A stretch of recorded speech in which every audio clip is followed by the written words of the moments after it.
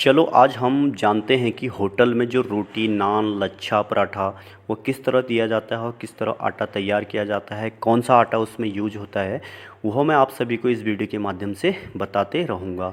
तो हमने आटा लगा लिया यहाँ पर और मैदा लगा लिया। आटा नॉर्मली जो घर पर होता है वही आटा होता है और यह आटा थोड़ा सा मतलब एक तंदूर का जो आटा होता है, मिल का आटा बोलते हैं, तो उस तरह का यह आटा होता है ताकि तंदूर की जो रोटियां होती हैं वो सॉफ्ट निकलती हैं। तो यहाँ पर मैंने पहले ही रोटी मार के रख ली थी।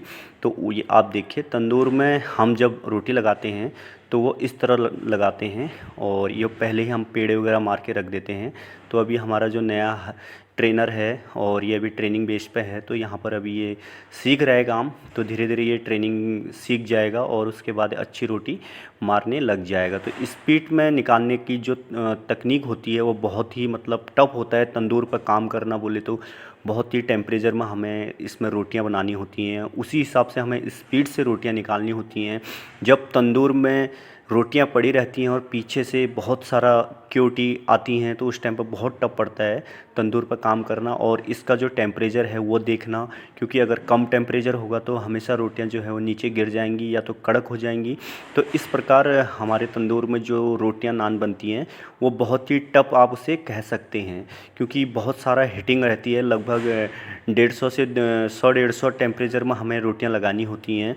तो बाकी मैं और ज्ञान नहीं दूंगा क्योंकि ज़्यादा ज्ञान देना अच्छी बात नहीं है। तो आप देखिए, हमारा जो मतलब मेरा नॉलेज है मैं आप सभी को बताने की कोशिश कर रहा हूँ।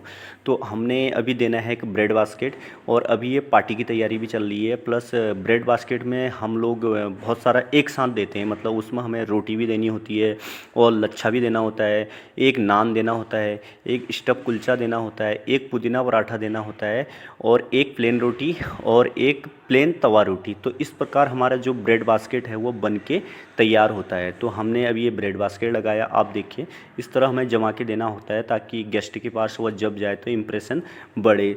तो तंदूर में हमेशा आप लोग देखते होंगे रोटियां थोड़ी सी हल्की सी जली रहती हैं, मतलब बाहर से, क्योंकि उसका कारण है तंदूर जब हिट रहता है तो उसमें अगर हम लोग बिल्कुल कम पकी हुई रोटी निकालेंगे तो वो कच्ची लगती है। तो थोड़ा सा अगर वो बाहर से हल्की फुल्की अगर जली रहेगी तो वो रोटी खाने में, जो तंदूर की रोटी होती है, बहुत ही खाने में टेस्टी होती है। तो उसका एक अलग ही मज़ा है। तो आप देखिए, आप रोटी जैसे हमारी बाहर से इस प्रकार जली हैं तो ये पूरी तरह पक चुकी होती हैं और गेस्ट जब इसे खाता है तो उसे एक अलग ही मतलब मज़ा आता है खाने में। जो तवा रोटी होती हैं उसका आनंद अलग है और जो तंदूर की रोटी हैं उसका टेस्ट जो है वो अलग है। तो डिफरेंट टेस्ट होता है तंदूर से और तवा से। अधिकतर आपने देखा होगा कि रेस्टोरेंट में लोग जाते हैं तो वहाँ पर वो तंदूर का ही खाना प्रिपेयर करते हैं, क्योंकि तवा रोटी हमेशा घर पर खाते हैं तो उन्हें कुछ नया खाने को चाहिए होता है। तो इसलिए वो होटल में आते हैं और कुछ नया खाने की कोशिश करते हैं। तो आज की वीडियो मैंने आप सभी को दिखाया कि ब्रेड बास्केट किस तरह बनता है, रोटी नान किस तरह बनती है।